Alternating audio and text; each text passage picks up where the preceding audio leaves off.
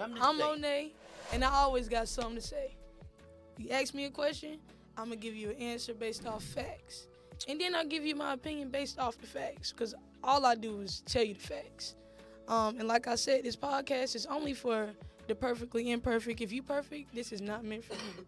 What this podcast is about is empowerment, growth. We all humans. We all come from God. It's one love, one mind, one soul, one motion. So let's get into it. Today we're talking about rehabilitation. And I got Mr. Darryl Howard here. He's a Durham native. He served 25 years for a crime he did not commit. And he's here to tell us how to rehabilitate yourself when you get home from prison, how life is in prison, and how much of a toll those 25 years really took on him. So let's get into it. What's up, Mr. Howard? How you doing today? I'm good. I'm good. I'm feeling good today. You feeling Yes, Gucci? Yeah, I'm You feeling good straight? today. Yeah. I feel good. So let me get this straight. There was no DNA nor biological evidence connecting you to the crime scene at all. No, it was no evidence connecting me to the crime scene. And your 80-year conviction relied solely on eyewitness testimony, even though the eyewitness testimony versus you, and I quote, was vague and contradictory. So in my opinion, that gave their testimony reasonable doubt. Yeah. Yeah, because it was vague and contradictory. If something's contradictory, then it shouldn't even be. Well, they kind of go on what people say in the system. If you know anything about the system, they go on what people say. People can make up a lie on you anytime. It can happen to anybody.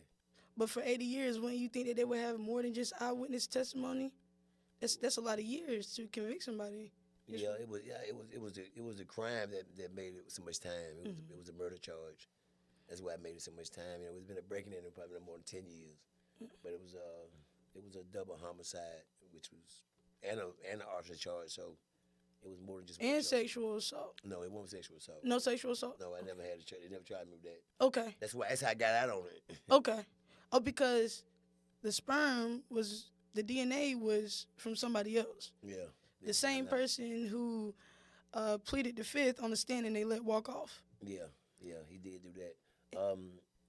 DNA, I had to catch up to technology. When I went to prison, they didn't have that kind of technology. Mm-hmm. And You went to prison in what year? It was like 95. Okay. Yeah, I think the technology came around in 2000, maybe 2001, 2002. Okay. Because I know when I first found out, it took him 15 years to get me out. And that same testimony, the eyewitness testimony, it was later recanted. Some of it was one girl. Well, most of it was recanted. Some of them people just didn't come back and say nothing, But I did have a new trial. Okay. And the judge let me go. The ADA at the time, Michael Nifong, he mishandled and tainted your case drastically. I mean, he did a tremendous number on your case, up to where you had an 80-year conviction. Mr. Nifong. Nathan was a DA. He was a DA on he was a DA that got disbarred. Yeah. Yeah. He was a DA that was in a lot of trouble. I mean, you served 25 years for a crime that you didn't commit. To me, you resemble every bit of the definition of strength, strong will, and endurance. It was hard. Now, don't get me wrong. It was extremely hard. It was not easy at all. But I kind of learned to win. You have to believe it. So I really believed it, and I stuck with it. But how'd you do it? Like, how did you maintain your will to fight for Day by 25 day. years? Day by day. I mean, you fought for your innocence and your name. Yeah, day by day. It took me day by day to do it. Every day was different in prison. Every day different in prison. So. Well, how is it that you never gave up? Strong will. It's the will. The will to want to win. I know I was innocent, so I'm gonna just lay down. I'm not the type of person. Yeah, because not only did you fight to get out of prison, but when you got out, you fought for restitution, and you won. Yeah, unfortunately, I did. I mean, it was something I won't have with when the end was up, but I'm glad I won. Yeah. I mean, for the time you served and the time you lost, how is it that you never lost the oomph to fight? Like I said, not giving up is something that if you're innocent, you ain't supposed to give up. I mean, that don't even sound right. If you're innocent, why would you give up? Why would you give up?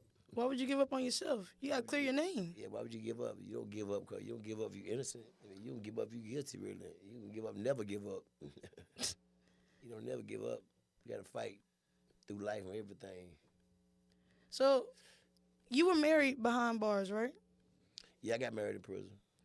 How difficult was it maintaining a relationship behind bars? It won't difficult at all. She came to see me every week for 25 years. Every week? Every week. And it was in person? Yeah. Okay. Okay. I understand that you had a son while you were behind bars, and you lost your son while you were behind bars. So you know how it feels to deal with death while incarcerated. How did you deal with grief? It was hard, but I deal with it just like you deal with anything else. You just take it on the chin and keep going. You know. What advice? Part of life, and he just got caught out there, and lost his life. So what advice can you give those who are incarcerated that are going through grief and loss right now? Keep fighting. Don't never give up. Keep your head up. Keep your head up. Keep fighting. Don't never give up. Don't give up on nothing. Fight for your life. It's worth it. So what was your coping mechanism in prison? Like, how did you cope with your emotions? I mean, ain't no emotions being in prison, man. Ain't no emotions in that. It's a survival thing. You just gotta survive every day. So how did you survive? Being myself. You know, just being Darryl. Being straight up? Yeah, just being Darryl. That's how you survive it now. Being a man, that's how you survive. So what goes on in prison? Like, do they allow people to work? That's a funny thing because a lot of stuff people use out here today, prisons making, they don't even know it. You know, like what? And T-shirts and uniforms and what part plates? Which kind of plates? How much do they get paid? They get paid like $7 a week. $7 a week? Yeah, they pay $7 a week in prison. You get $1 a day. Sometimes they make 40 cents. For how many hours of work? 10 hours a day. So you're saying $7 a week for, you said 10 hours a day, right? So that's about 70 hours. No, you only get $7 a week. You work 7 days, you get $7. And believe it or not, that $7 go a long way in prison. You might think that, but it do. So where does the money earned go towards? Like, how do they get their check, or does it? It goes straight to your account like anything else, like they do out here. It goes straight to your account. When you go out there by the morning, your send the wage, you be on your card. It's $7. Well, just the other day, I was online putting money on one of my cousin's books, and they were asking for about $50 for a pack of ramen noodles and snacks, etc. So how is it that $7 goes a long way? It's not that much in prison. I mean, if he was in federal prison, he would probably buy bulks of stuff.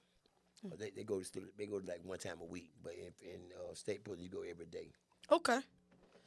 And what kind of food do they serve y'all? Like, if you're not eating the snacks and the ramen noodles, what do they serve? They get more than ramen noodles in prison. Yeah, ramen noodles is something that people don't have a lot of money to eat. So it's for the poor people. What's all the foods and snacks that can be provided? You have everything you got out here, they got in prison. Okay. Yeah, everything you got out here, they got in prison. So what do they can't get it, you can go to the restaurant. They had a restaurant come in every week and bring food like pizza, chicken. Restaurant from the street bring food to the prison and sell it to the prisoners. I never knew that. Every week. Yeah. So y'all was eating good, basically. Yeah, you eat good, you got some money. If you got money, you eat like a champ. Okay. So, but other than the food that they, bring in, like the food they cook, what do they serve? The food's not good in prison. The food is not good in prison. They don't feed you real food. They feed you soybean and stuff like that. So how did you stay strong mentally in prison? I know you said that you were always yourself and you had to just be yourself and your personality, but how did you stay mentally strong? Like every day you woke up like, I gotta fight. If you doing something for a long time, you doing one thing for a long time, you get used to it, and you will start thriving off the survival of your situation. Meaning, whatever it takes to get to the next day or to the next moment. Just like out here, people have to work and survive. In prison, you have to do other things to survive. It's the same thing. It's just a different. It's the same environment. Prison is the street, but less people. You understand that? Yes. Prison is just like the street. It's just less people. You got more criminals and more bad people in one spot. Yeah. But just like in the street, everything going in the street going in prison. And that's no joke. Because in prison, 80% of the officers are women. Mm-hmm. So, a lot of stuff goes on. A lot goes on. Well, like what? What's going on? What be going on? What they be doing in there, Mr. Darryl? I don't know what they be doing. I don't know what I be doing. But, That's hey, smart. That's smart. I know what I do. He know what he be doing. He don't know what nobody else be doing. I don't know what else be doing. I can't count for nobody else. I can't watch nobody but Darryl. You know what I mean? I know that's right. I did my thing. So prison was what it is, what it is. You know what I mean? You got any stories? Any stories? I got one story people don't believe when every time I tell them this. I was at Pasadena. Okay. Where is that? What Prison state? called Pasadena. It's up in the North Carolina, Pasadena area. Okay. And they had a man that was in a wheelchair. He was in a wheelchair. He had no legs. He was a homosexual. They used to call him Drive-By. Why they used to call him Drive-By? What does that mean? That's a funny story right there. Drive-By. That's a funny story right there. That's the one thing I could never believe. I said, man, ain't no way somebody do that. What ain't no way you do that. Mr. Darryl, what was he doing? I'm telling you, man, that is the most incredible story I have ever heard. He ain't got no legs. No legs. Nubs. In the wheelchair. And he in the wheelchair. And they call him Drive-By. They call him Drive-By. He the biggest homosexual on the camp. Old white man. So why they call him Drive-By? Was he driving his wheels? What was he? You might not believe this. But his boyfriend used to push him to the yard and put him in the trash can. In the trash? Stay in the trash can. Put his in the trash can while he in the trash can. Him off. No. No joke. No joke. Not Mr. Drive-By. Mr. Drive-By. No joke. That was the funniest thing I have ever seen. That was like incredible. Like I know this man ain't doing this. There's no way this man is doing this. That's the wildest thing I probably ever heard. I'm telling you, that was a wild scene. When I seen that, boy, I almost fainted. I said, I can't believe this. Just one thing I can't believe. For free? What you mean for free? He was doing it for free? What do you mean? He wasn't doing it for no snacks? No extra money? I said his boyfriend. Oh, so he was getting pimped out, basically. No, it's like prison's like the street. They got girlfriend and boyfriend out here. They got girlfriend and boyfriend now. Shit. That's what it's like the street. I mean, it's like the street. I mean, well, it's like the street. Well, other than Mr. Drive-By, while you behind bars, have you met anybody else who was wrongfully convicted? I did. How many? I met a lot of people. And it's so sad that there's so many people in prison for something they didn't do. And the most sad part is that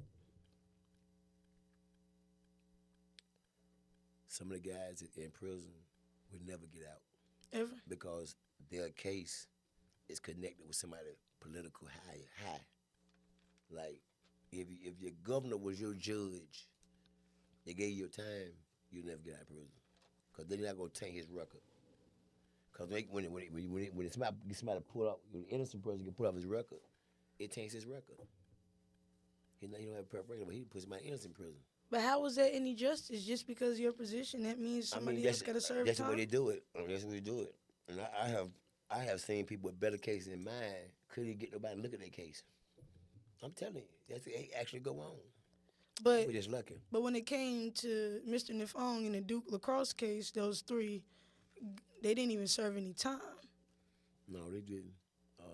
That was another thing he did. When he was in one of the Duke lacrosse DAs, he was convicted of. He put them in prison for something they didn't do, and they didn't serve them. They in jail and got paid. And that was kind of disturbing, you know. watch this cause they white and privilege. They go to prison and they go to jail, get out, don't ever go to prison, get paid more than me. Get paid, and not only that, they got to go back to school in good standing. And went on and did what they did. You know what I mean? And I know how it is. I know how it is when you're black, but some things just too obvious. I had the most evidence and a better case than anybody ever with the Innocent Project case. And I got the less money. That was disturbing. That part was disturbing. I mean, the state. I think they should set it where everybody get the same thing. If you serve 25 years, you get this much money. Mm-hmm. If you serve 24 years, you get this much money. I don't think they should let somebody decide this man get $2 million, he can serve 40 years, and this man serve 10 years, he get $100 million. I don't think they should do that. That's wrong. I mean, in my opinion, even though the lacrosse case got Mr. Nifong caught up in his injustices, he has a long history of mishandling cases. I mean, to me, it sucks that it took authorities that long to reprimand him because the case at Duke was highly profiled by the media. I mean, I believe that's the only reason they reprimanded him at the time because, I mean, it's Duke. You don't mess with Duke students nor their athletes, right? But you shouldn't mess with anybody nor their time and their life, in my opinion. But when it came to your case, the same mishandlings happened, the same injustices and corruptions happened with little to no repercussions from Mr. Nifong when it came to you. So, unsurprisingly, both cases involved the same things, but the results were totally different. I mean, you served almost 25 years, and you were exonerated, but Nifong served 1 day in a single cell. It was for contempt of court. It was fascinating to watch him come out of court and testify my case. He came back and testified? Yeah, my lawyer called him to testify to tell what he did to me. It was fascinating to watch him get up there and stutter and don't know what to do. And it was fascinating. Did he lie? He didn't know how to lie. He didn't mess his brain up.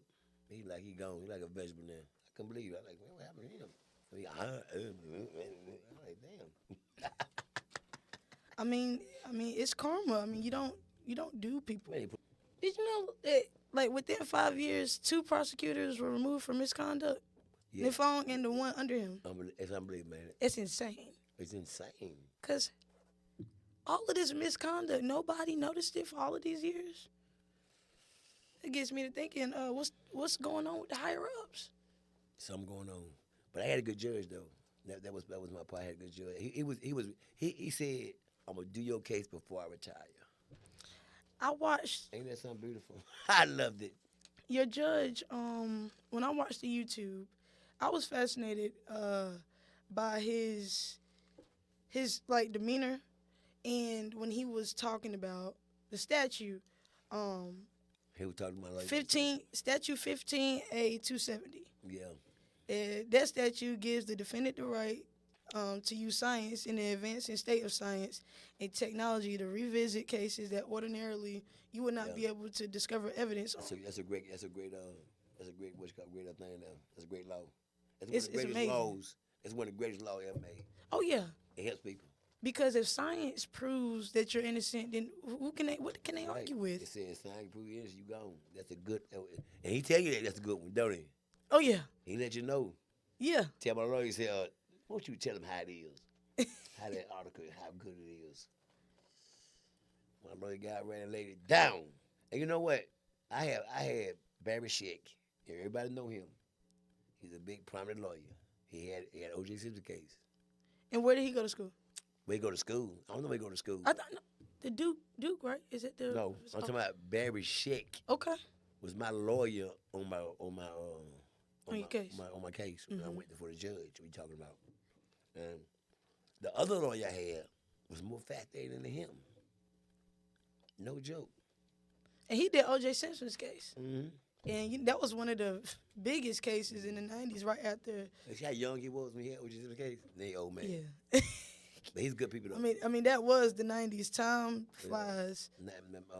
Mr. Sheck is a very good person, man. He got a lot of people out of prison. He got like 40-some people out of prison. Oh yeah, and that's what he was sent for. That's his gift then. Yeah. That's his. Him and his partner got a law firm in New York where they get people out of prison called the Innocent Project. Mm-hmm. very good system they got there. Get people out of prison. What is the Innocent? How about you tell us about Innocence Project? The Innocent Project is a fascinating place, and one I would love to speak very highly of. I love them people. How did they? I'm gonna tell you what happened to me when I got out. Baby Shake said, "I got somewhere to take you." This is emotional for me for real now because I love them people. Go ahead. And he took me to a TV, and he cut the TV on. It was all people, and they clapping. Yay, Mr. Howard free. Like, what are these people? He said, "Them the ones that got you out." And you forever I grateful. don't even know them people. And they helped So you out. happy for me. It was very touching. It was very touching. It was all right. I'm put it like that. It was. I loved it. I loved it. I love watching them people on that TV. I love white people on TV cheer for me. It was so. They were so happy for me, and you see they were genuine and happy. There wasn't no fakeness in there. When I went up there, the red carpet. The red And the carpet. Industry Project give you $15,000 to spend while you out. They give you a computer, a phone, $2,000 cash when you walk out the door. Okay. And believe it or not, they got people that donate this money to the Innocent Project. Now I'm gonna tell you this right here because this is funny to me. They got a man that donate he don't want to get you $2,000. Everybody get out. He will give you $2,000. Okay. He probably get people more money too. But at the convention, you have to go thank him. You gotta walk up to him and thank him. He in a wheelchair. He got guards around him. You have to walk up to him and grab his hand. He don't even acknowledge you. He don't. He bent over, yeah. He bent over. You got to grab his hand and say thank you. And everything he do must come from the kindness of his heart. He's a good man. He give everybody money, computer. He's a good man. So when he gives everybody those resources, that's a source of rehabilitation. Yeah, that's what people need. Yeah, That's definitely. what people need. When people get out of prison, they ain't got nothing. There's no rehabilitation sources when you get out of prison. What I told you before. When the airplane fly the sky, here come the airplane people. What they call them, TDA, some shit. How this airplane fall? They want to know how airplane fell. You know what I mean? Drug enforcement. Where that dough coming from? They got something for everything, but they got nothing when people get out of prison. Nothing. They got states that don't even pay you. They don't help you find. They don't have. New Orleans won't pay you. New Orleans ain't giving you nothing. Your freedom, get on. You got your freedom. So they don't have any sources for you to look for a job, They for don't you have to look for housing. Nothing. You on your own. Get out there and get it. So what did rehabilitation look for you when you got out? What did it look like for you? Like, how did you get used to the new world? You got locked up in the 90s. It was hard. You mean the technology? Yeah, you came back in 2016. That was the most thing that kind of shocked me the most. Technology? Technology. I was, when I was leaving the courthouse, going to the restaurant, my first day, I see people walking around with their hand to the ear. I mean, all in the street. Everybody doing the same thing. I got their hand to the ear for. He said, everybody got a phone. I said, everybody got a what? I said, no way. Everybody got a phone? Everybody. It's almost unbelievable. Watch, everybody you see got a phone. Because when you in prison, you ain't got no phone. You don't need no phone. But as soon as you get out, you need a phone. Yeah, that's how the world works. My homie right there, when he was getting out, I was talking to him every day. I need a phone. I don't need no phone. You crazy. I bet you he got one now, don't he? He lose that phone. Where my phone at? But back in the 90s, there weren't any mobile phones. It was It was some. It was some flip over. I had one, but it was hard. It was hard to get a phone back then. You had to be, they had a crank phone, a big case phone. I remember the phone. I mean, it was nothing like this, It though. was nothing like that. they had a phone with a box this big. When the first phone came out, you crank it and talk. Oh, I think I seen one of those in the episode of The Fresh Prince of Bel-Air. Yeah. But that tells you how old it is, huh? They had a phone like that. Then they had the flip open. They called it the flip phone. And the flip phone went out. Then the Apple came in and took it over. So what else did you have to get used to in the new world? Because like I said, you got locked up in the 90s. One of the hardest things to do to get used to it. You might not believe this. It's space. What do you mean? All right. In prison, you have this much space. A locker. You got a locker. That's all you got going in that locker. Everything in the locker is going to trash. Everything you got is going in that locker. Everything you own. Everything you own going in that locker. If it don't fit that locker, you can't have it. You have nothing outside the locker. So when you So you used to live in a locker for 25 years. Everything you got, you put it right there. If it ain't right there, where's it at? I put everything right there. When you start putting that other place, it make you nervous. Where my keys at? Hold on. You lose stuff so fast. mm-hmm. You forget so fast because you put things in one place. People might not believe that is a very, very hard thing to do, but it is. So going from a locker to a house, a whole house. Was tremendously hard. All that space. So how did you get accustomed to it? Stretched out. How else you get accustomed to it? I went ahead and stretched on out. Let me get up in here. You know what I mean? So for anyone who's been released from incarceration, what opportunities are available for them when they get out? They got programs for people, you know. The city got programs for people to get out, you know.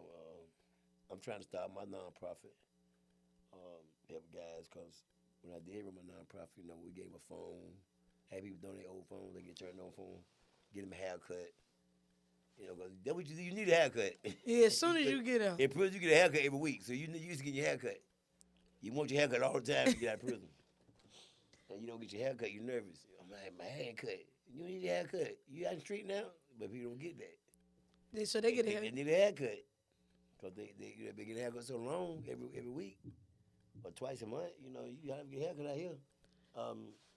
It's just a lot of things you do in prison that's confined to a small space that's stretched out here that you don't get used to, you know. Mm-hmm. It's like you in the world now. Yeah, definitely. The worries of, put out this right here. I don't care how long you stay in prison. I don't care who it is. When you leave prison and going towards the world, prison leaving your mind. No. You leave this shit back there because you got this to worry about now. Yeah. It's a whole new monster. They don't wash your clothes. They don't call you the child. In prison, they call you the child. Chow time. No time to go eat.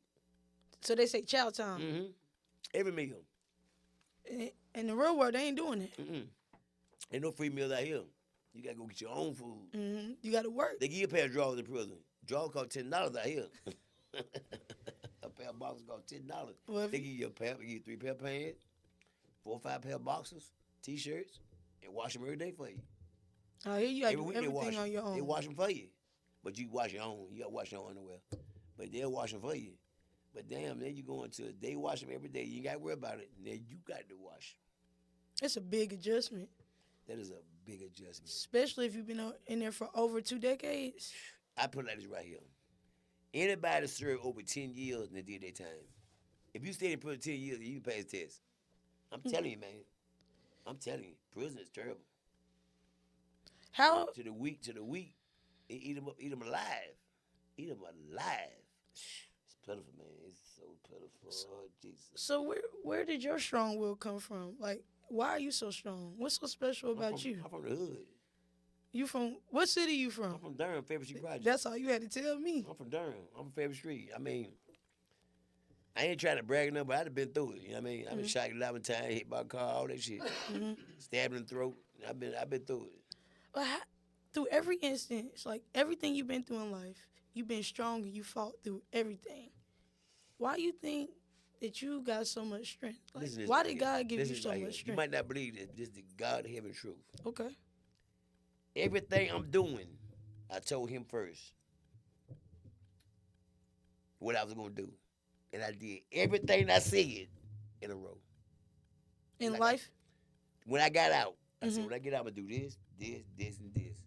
I did it all. But, and you still keep moving. How is it that you just got the oomph to fight all the time? Like, a lot of people don't have that. Like, a lot of people that's going to watch this. No, everybody got it. But how do they find it? You got to reach down and grab it. You got to go get that. A lot of people don't know how to do that. But you got to learn how to do it. If you want to survive, you got to fight. You got to fight, and you got to fight with every breath in your body. So when it comes to flight or fight, you gotta fight. You can't just run away from your problems. You It can't run depends away what you from run nothing. away from. Sometimes it's time to run. Now, don't get me wrong. When is it the right time to run? When the bullets fly, it's time to run. When the bullets flying, run, It's time y'all. to go there, Jack. It's time to go. Child, I'm talking about I get the ducking. Okay, I don't do no bullets. I don't know. You went to Central, right? I go to Central. I go to North Carolina Central University. The best, Go Eagles! yeah, the best HBCU on the planet. That's heavy on the 1910. Yeah, I'm real heavy on my school. You said the best school? The best HBCU on the planet. They can quote me. They got the best law school. We the best everything. Hold up there. I've been DJ in Khaled, life. we I the know about best. Central. I've been one with 3 buildings. Hold on now. Y'all dap me up, Mr. No, Harry. Central nice school. You can't leave me hanging. Central There we nice go. school. Oh yeah, I love my school. I wouldn't change going to Central for the world. Like that's home to me. Durham is home Now, to that's me. part of your show, right? You be going to SBUs and putting it down, trying to find what's going on inside the school. What jobs are willing to hire people who've been incarcerated? Any one of them. Because so many little people want jobs now. I mean, you got people standing in the street and begging for money. Saying, job right there. I don't want no job. My job right here. Begging for money. I get more than on a job. And that's very disturbing. You go to a restaurant right now, they say, we can't serve you because we ain't got no people to serve. You ain't got no people to serve me the way you ain't open. Ain't got crazy. no people. It's crazy how.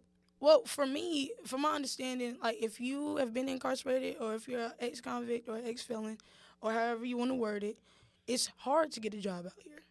Like it's Yeah. very. I mean, just from personal experience, from people I know, from people I've It used to talked be like that. They let it no more. People don't care. They hire you Duke if you got record. They don't care. People don't care. Ain't nobody working. They got to take everything they can get. What you talking about? Why ain't nobody working? Ain't nobody working. Everybody complaining they broke, but they not working. The people don't want no job. They want free living. People are living for the day. And then they get up tomorrow and live for that day. Get up tomorrow and live for that day. They living one day at a time. People doing that. That's the thing now. Well, to me, I like to plan and space things out. I feel like it's the only way to live long You term. another part of the world. Most of the world live one day at a time. They gonna worry about what's going on this day. Fuck tomorrow. Tomorrow's another day. It's all about real. what they can eat today. That's right. They're not worried about their meal for tomorrow. That's right. And that's true facts. People don't believe what's going on in the world, but that's what's going on. Now, you can find guys who want to make money now. Mm-hmm. You used to find guys be hungry for money. Yeah. Man, guy right now, man, guy now, you Well, I tell you fuck what. him the next day you when you see him, oh boy, he be gone. Well, if I ever have a day off and I'm just laying in the bed not doing nothing, I get sick to my stomach if I ain't making no money. I don't like that. I can't be comfortable. That's being stagnant. I can't be comfortable in one place. Yeah, that's true. I'm able to make money too, boy. I try to do 100 things at one time. I do 100 things for $1, give me $100. I ain't got to just be part of it. But you naturally got the strength. Everybody ain't got that. Yeah, But see, I don't understand it. Like I don't understand how people can be lazy. they got it. They just don't want to. They don't want to activate it. That's all. Well, They got it. to me, I feel like for people who are just getting out, entrepreneurship, education should be like the two most important things.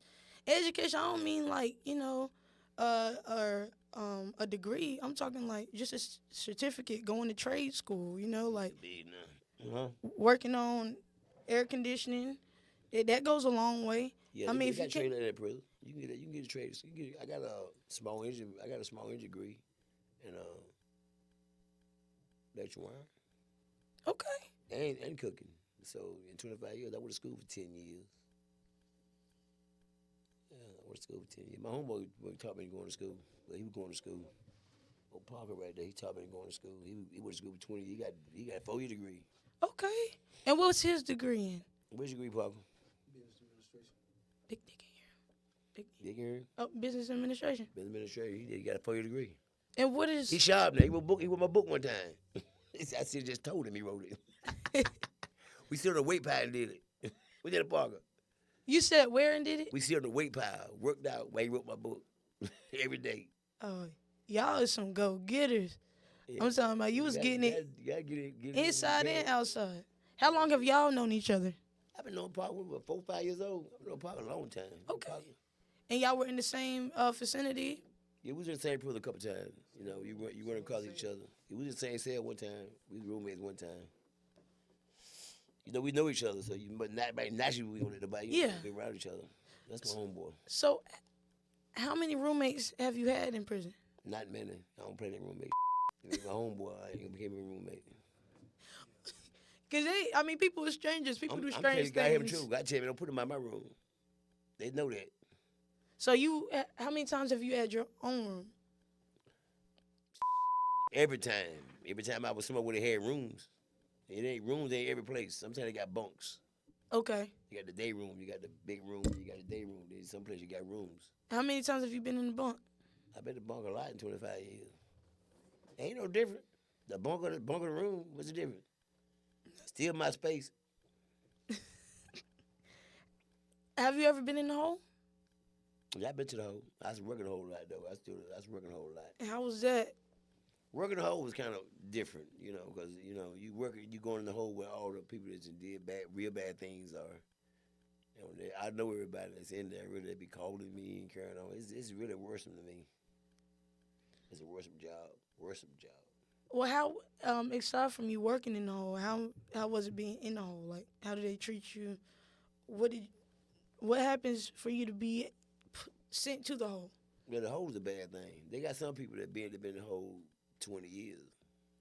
They got people been in the hole a long time, a long time. In the hole for 20 years? They got people that been in the hole so long.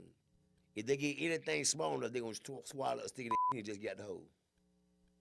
Just to get out the hole, they'll swallow anything just to get them take to the hospital. I just swallowed a piece of steel. You what?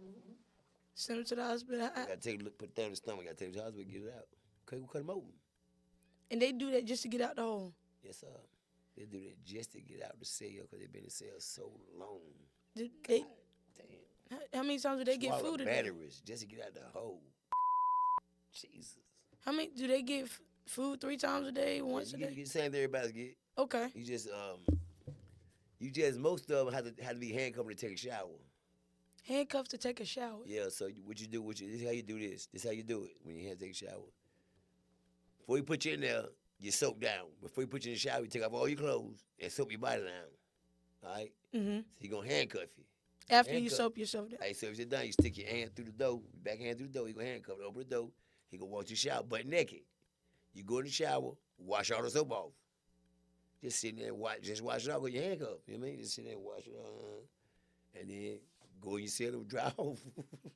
That's got to be the most terrible thing to go through, though. Having somebody watch you shower? Huh? And you handcuffed while you shower? What you gonna do? I mean, it's nothing they can do. That's the rule. What are you gonna do? You gotta either go with it or you don't shower. Or you don't shower. and they need to take a shower though. Yeah, it is what it is. I mean, everywhere you go, the shower wide open. They got women looking dead at you in the shower. You stand in the mirror with the shower right here. All the women sit right there looking dead at you. That happen all the time.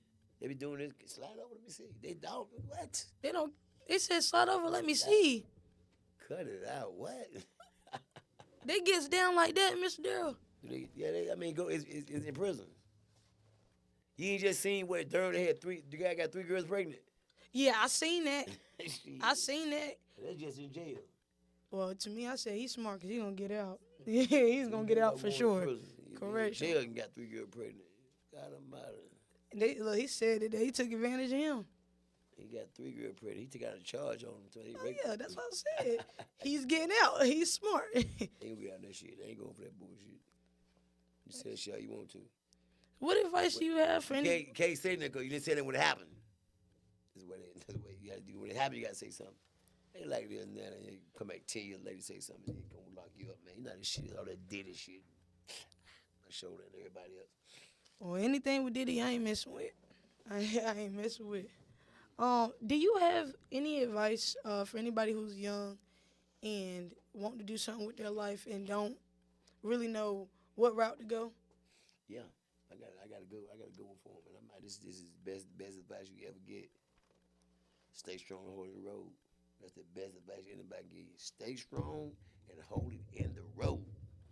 Stay strong, hold it in the road. That's what he Don't on the said. road, boy. That's the only way you gonna survive. If you get weak and turn off, it's over for you. What happens when you get weak?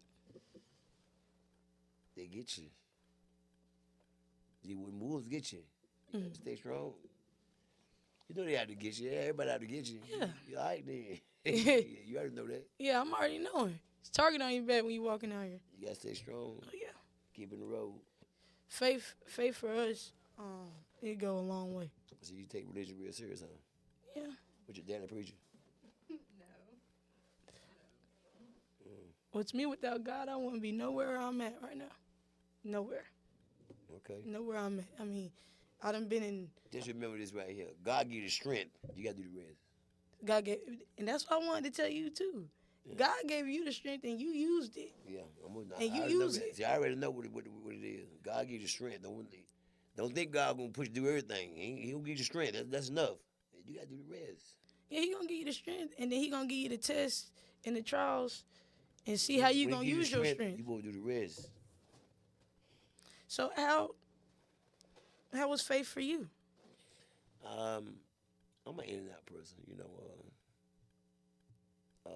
I've been through a lot, so my faith is strong. I got a personal relationship with God, very personal. You know, very personal. But when you did your, I get anything I want, so he give me anything I want. I see. Yeah, he give me anything I want, so I don't have no problem. See, I learned one thing: you treat people like you want to be treated. That's why I live on that. I don't go no other way. Anybody know me tell you the same thing. I give you my word. That's it.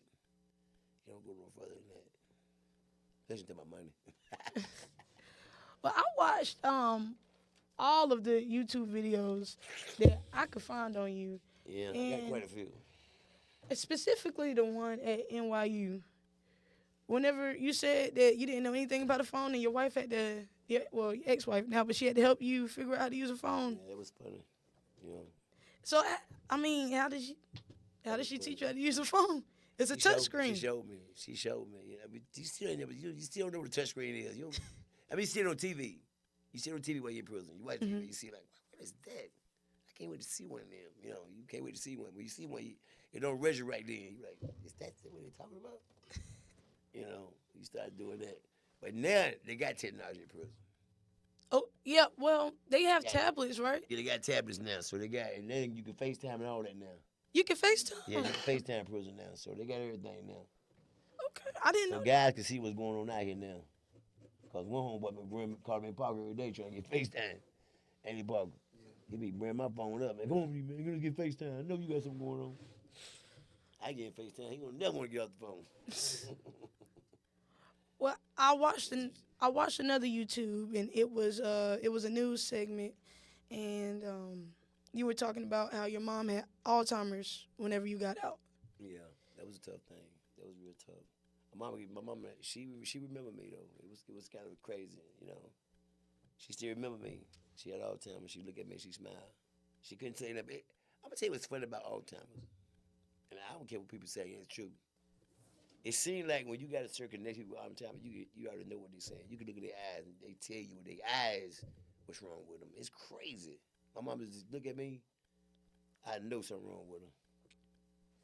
Even when they put her back in the rest home and I went there to see her, Mm-hmm. she looked at me and she was telling me, I ain't coming out. I ain't mad. I'm not staying here. And I knew it, man. I knew my mom was going to die. I cried right that same day. I knew it. That's my day I cried. I knew she wasn't going to make it. When my sister said, no, we're going to put her in the rest home, I knew they were going to kill her. Believe it or not, the rest home, man, I ain't going to put that out there, but I'm going to tell you right now. They better not put me in no rest home. No, they better not put you in no rest home. You better believe that. I ain't going no rest home. Hell no. Were you Can't able? get a rest home. Were you able to talk to your mom while you were incarcerated? Yeah, I talked to her sometime, you know. Unfortunately, my wife at the time was real possessive, Okay. believe it or not. You might not believe it, but she didn't want nobody else to come see me but her. Why is that? I don't know. I still figure it out now. My wife, I don't know if she ever see this right here, but she always loved me. She always loved me. I don't know. I just don't know what it is, but her name Nanny Bell. Mm-hmm. Is she from Durham? Is she a Durham native? She's from Henderson. She's from. She's a very good person. She's a very good person. Very good person. I mean, she came to visit you every week. One of the best people I ever met in my life. She one of the best people I ever met in my life. She was a very genuine person. She used to fascinate people with things she did. People, man, I want to talk that with me. Just the things she did made people be like, man, she actually do that? You know? What's the example of something fascinating that she used to do? I like the one of the things about prison that people have to clean the visiting room up every week.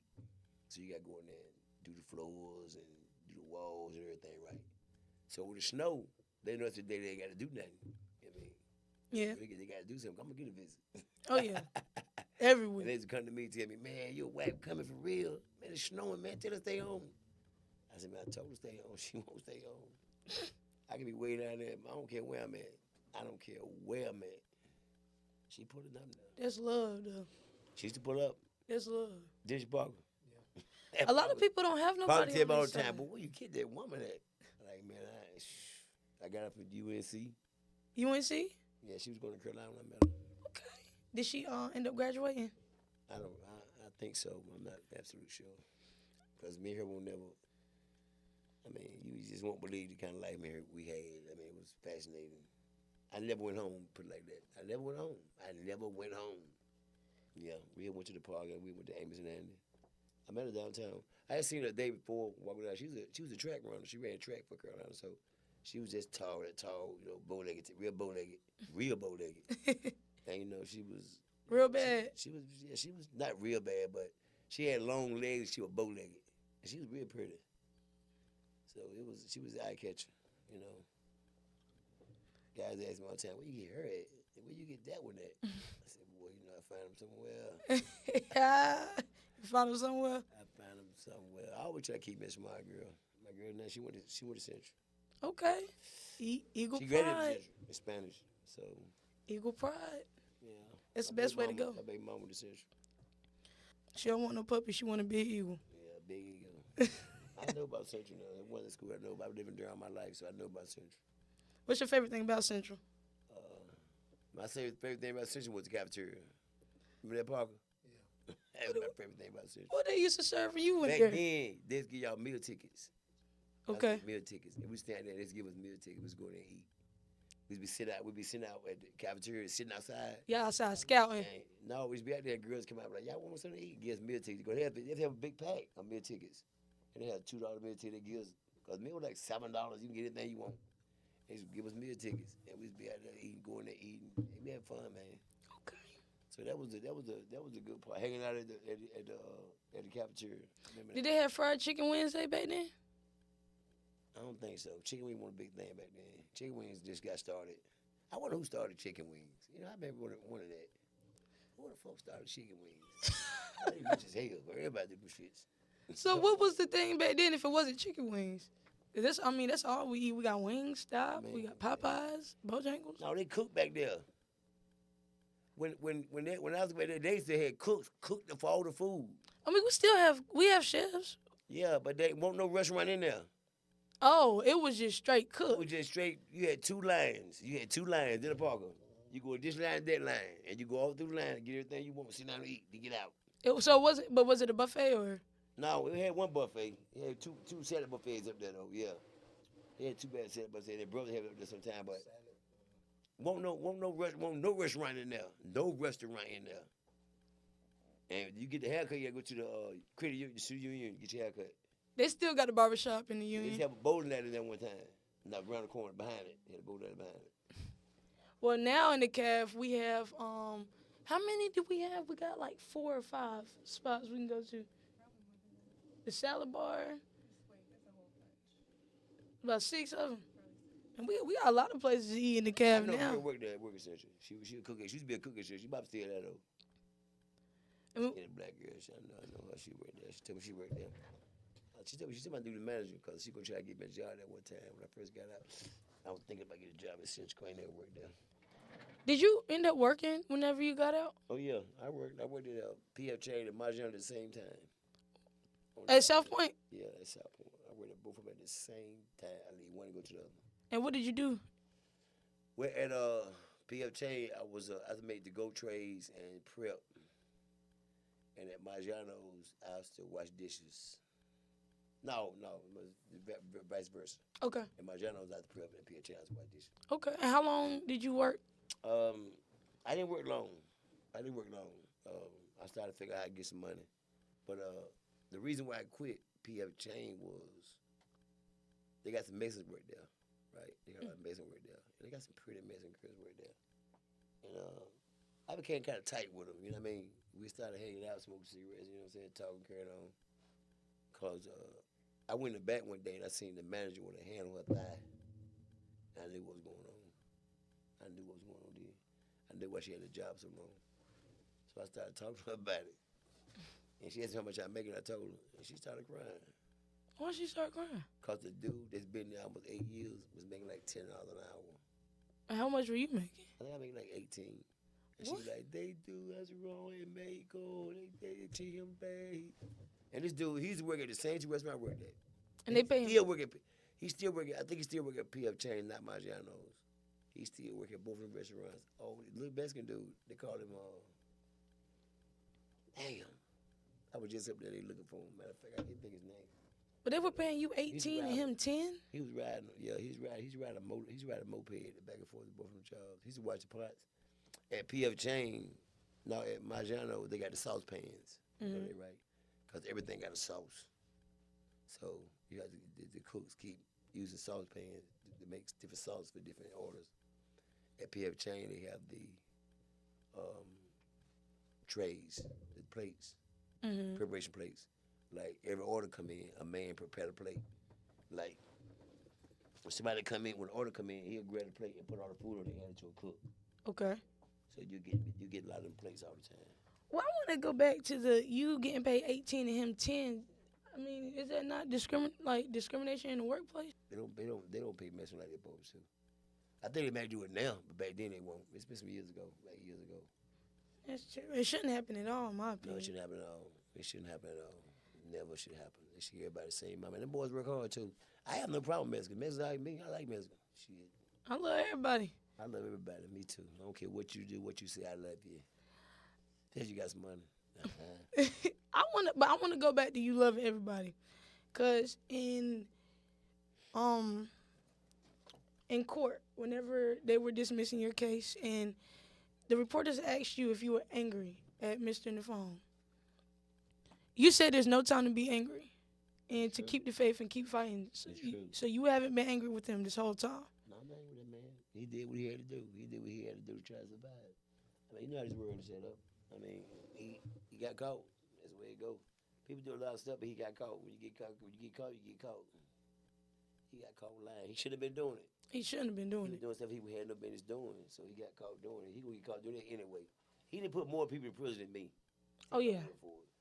Oh yeah. He didn't frame a lot of black people, but they covered up. They covered it up. Durham covered it up, but they ain't want to be out there like that. But that's cool. Well, one of your quotes that I really took candor to is you said, if we don't pull together as a country and as human beings and do something about what's going on, we're all going to suffer. Our children going to suffer. Our children's children are going to suffer. We got to do something for the future. That's what you said when you were at NYU. Yeah, but I tell you, I was talking to students, and I tell them that when you innocent and when you sit in prison, right, it affects your whole family, your grandchildren. You don't see them, your grandchildren. My granddad in prison, you know. That curves everybody's life, because now you getting put in a bad situation. And your granddad with this, your granddad with that, but you innocent. You know what I mean? And it's affecting everybody, and then you gotta get out and deal with all that. You gotta get out and deal with all that. All your people thinking you did this, you did that, and you really didn't do it. It's very heartbreaking, man. It's very heartbreaking. Well, Money's the biggest part. It's bullshit. That money part, that's the worst part I can think of. have you ever been through like either being incarcerated or when you got out? Did you ever go through depression? Depression? Yes. What's that? Like whenever you're in this low state of mind where you feel like you're at a place that you can't get out of. Low state of mind.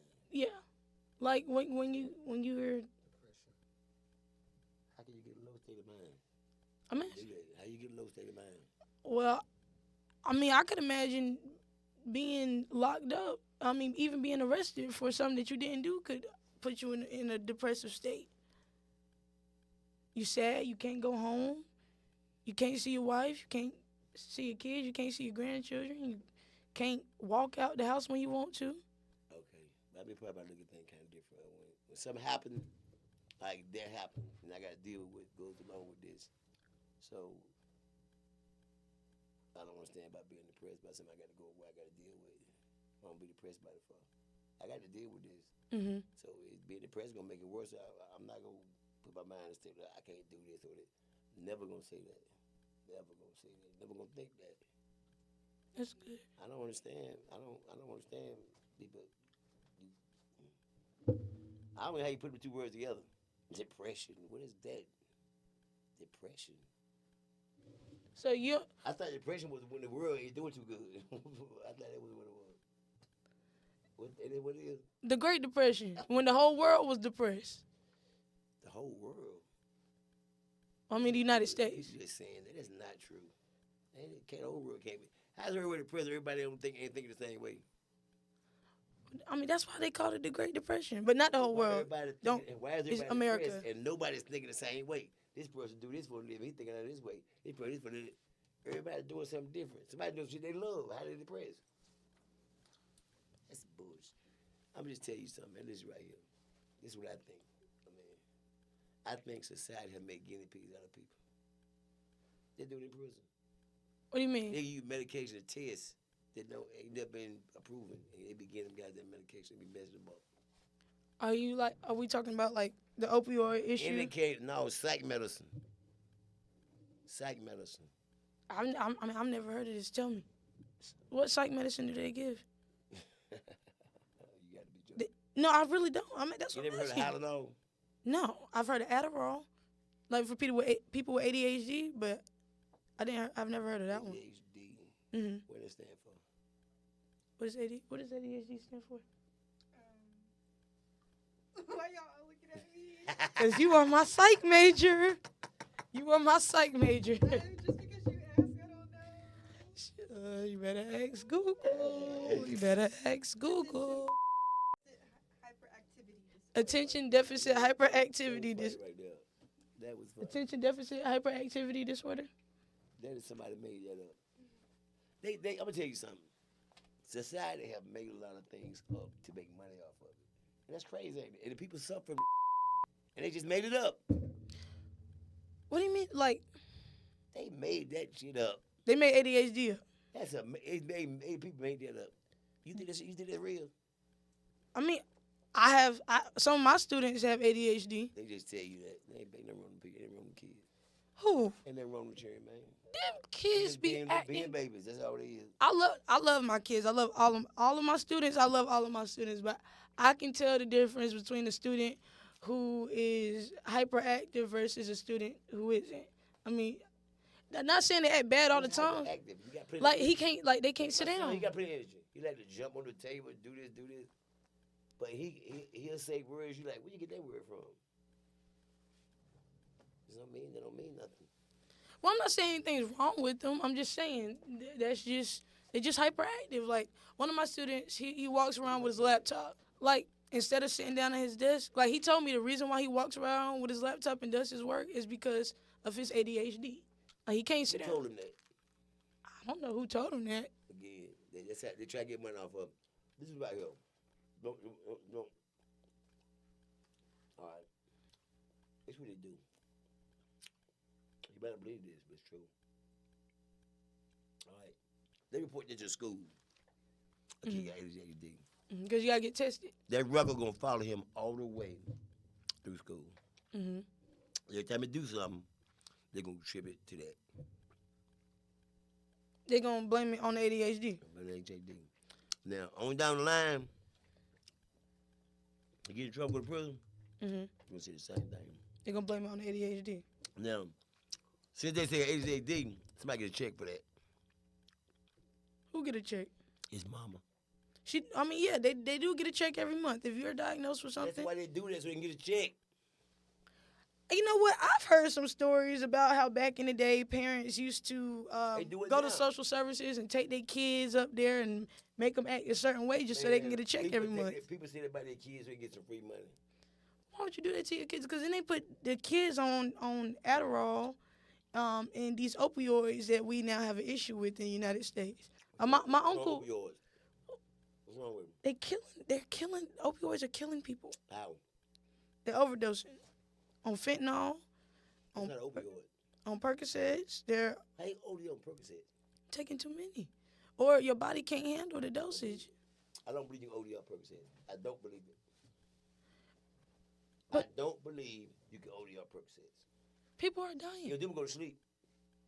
How you gonna die? You gonna go to sleep. You gonna put you to sleep. You gonna. Whenever I open my phone and I go to my news articles or if I'm watching They ABC put that 11, on that. Them boys think something. They put that. They use man. I don't believe it. so you don't believe people are overdosing from opioids? So what are they dying? When I get my nigga, I take them all the time. They ain't do nothing to me. Well, I'm talking for the people who abuse the drugs or not supposed to be taking them in the first place. Just give me 8 times a day. Do nothing to me. What would it do to you? Make you tired, sleepy. Can't keep your eyes open. So what do you? Like fentanyl do. People do what you can't do. This is what you can't do. Like what's killing people if you don't know is if you mix fentanyl with cocaine, it don't mix. I don't know why. I don't know why. I don't know the chemical nature of it or the letters behind it, but them two things together will kill you. I mean, You have a seizure. I could imagine because in some cases, even if you get close to fentanyl, you faint. I've seen an officer faint. Searching the car, there's fentanyl in the trunk. He barely touched it. He had to go to the hospital. Really. You better touch it. Barely They got touched some. it. They got some that strong. They got some fentanyl that strong. If you touch it, you rub it on your hand, it'll kill you. So we should. I just don't believe it should be. But it has nothing to do with medication. Fentanyl is a drug that come overseas. What's called the drug they give you for pain? Well, I know that. I'm saying what we see on the news is people are overdosing from opioids. But it's not fentanyl. Fentanyl not an opioid. Fentanyl is a drug that people make. That people has been making. They've been making it for years. I understand that. They was getting to them in Germany. Make them keep fighting. And if somebody said, we ought to start putting it back out there and started doing it. And people started loving it. I be seeing on people in Philadelphia, that's where it's bad at. Oh my God, I can't believe that. In What? Philadelphia, you see on TV, people going through Philadelphia. Mhm. And Fentanyl area, man, it be stuff I can't believe. I'm like, God, look at that. It be some stuff pretty shocking though. Have you ever lived anywhere outside of North Carolina? Yeah, I live in Oklahoma. Like Oklahoma City Thunder. Mm-hmm. How long did you live there? For 5 years. Remember that? Did you like it better? Do you like it better than North Carolina? Well, to me, ain't nothing like home. I ain't like it better than North Carolina, but it was different. It's different there. If you go there, it ain't the same thing as here. It ain't no way the same thing as here. Well, what's different about it? Oklahoma is flat. Ain't no hills in Oklahoma. So it's just straight plains. Straight plain. You can see one end to the other, straight down. Every morning, red dust blow across the plain. Every morning. Every morning. Well, we don't get that here down 365 days a year, that red dust gonna be on your car in the morning time. Well, Every morning, that red dust gonna be in your car. Cause it's the plains. They told people if you go there, you can have free land, and people build land there, and that's what it is. They got found oil there. There's a lot of oil there. Oklahoma was fascinating. I learned a lot up there. okay. Have you ever traveled anywhere outside? Yeah, I've been to a lot of places. I've been all L.A. You know, I've been to a lot of places. I've been around. I do a lot of speeches. I've been in a lot of places doing speeches. And Where was your most memorable speech? my most memorable speech in NYU. I used to go there a lot. Me and the teacher was real tight. He used to call me about every 3 months. I go up there. But one thing about NYU is more Chinese than anybody else there. All the students are Chinese. S- All of them. So they come from abroad, like they Yeah. studying abroad. NYU, Chinese people go to NYU. I'm telling you. The whole audience, Chinese, Vietnamese, some kind of Asian people. That's all there. That's always NYU. You don't see many black people there. And you don't see many white people, but a lot of Asians. And they done been westernized. They're not like Asian people. They're like American people. They're like American Asians. Mm-hmm. They listen to rap music and wear baggy jeans and all that, everything. Speaking Come of, talk to you, like you be like, you talk like that, trying to take you back a little bit. well, speaking of music, I want to know what were your thoughts whenever you went in there. I mean, Bad Boy was at its height. Who else was it? We had Bad Boy. You had East Coast versus West Coast. But when you got back, you have people like Drake, Kendrick Lamar, Nicki Minaj instead of Lil Kim. No, you listen to music in prison too. I mean, Oh, okay. Yeah, you got radio. Okay. Yeah, you got a radio. Well, I mean, what did you think about the differences though? Like, I mean, I rode with y'all. I listen just like you listen to it. You develop. I listen to my show. And you listen to radio every day. You watch TV every day. well, I asked because like whenever I'm talking to my parents, they're like, "Man, music is so different than what it was back in the day. Like when hip hop first started, you know." Yeah, cause when I was little, my mom let me is big 45s. What was And that? they put them all up, and then one to drop. My mom would listen to Al Green 100 times. Love and Happiness. One Al Green song all night long. What song? I can't think of the name of the song, but I know what I heard. But they listen to that shit all night long. They sit there and look at each other. Mom and dad be drinking and listen to Al Green. It was a fat day back then. Were your parents married? Yeah. My dad was there till he died. Oh, I'm sorry to hear that. Did he pass while you were incarcerated? No, my dad passed a long time. My dad passed, I was 6 years old. My dad had been dead. He been dead a long time ago. My dad died by some young guy killed him. I'm sorry. Called Big Slick. Well, do you have siblings? You have siblings? I got brother. Well, I had 5 brothers and 4 sisters when I got out, and then I got 1 sister. So everybody passed while you were incarcerated? No, once I've been out. My brother died 90 days apart. Then how did you deal with that grief? What you mean? How I deal with it? I keep it moving. I can do about it. Man, my brother died. 84 days later, mother brother died. 87 days later, mother brother died. Had to bury all 3 of them. Were y'all close at all? Yeah. We were close, my brother. We come up the same family, same house, everything. He died just like that. 80-something days apart. No joke. I can't believe that. And what about your sisters? My sisters, they've been passing slowly. My sister passed a long time ago with cancer. My sister just died with cancer about a month ago. I'm sorry to hear that. Yeah. She had it for a long time. Seemed like she fought a good fight, though. I remember whenever me and you first They started. really killed her. She ain't died. They killed her. Hospitals killed her. Hospice? I gave pain medicine she's passed. So like kind of like pulling the plug whenever Yeah, somebody. plug, yeah. That's legal now. They can do that shit legal. Mm-hmm. If somebody's suffering, you can go and pull the plug and kill them if you want to. Cause I did my brother like that. He got shot in the head. He like, you want to go look at it before I pull the plug? I like, yeah. That's why I went to look at Kenny. He was laying in the bed. He would be like breathing. I said, who did it, man? Who did it? He ain't say nothing. I looked at him and boy, it's over. It's over for you, dog. Damn, it's over for you. Walked out of the room, they cut the light off. So to kind of sum up our podcast, again, it's our first episode. Monet got something to say. Monet got something to say. I'm Monet, and I always got something to say. You ask me a question, I'm going to give you an answer based off facts. And then I'll give you my opinion based off the facts, because all I do is tell you the facts. And like I said, this podcast is only for the perfectly imperfect. If you perfect, this is not meant for you. To conclude, I have Mr. Darryl. Barker. And thank y'all for watching. Look, it's more to come. Continue to view, continue to share, And, Eagle Pride amplified all the time. Y'all have a good night. No big star, baby.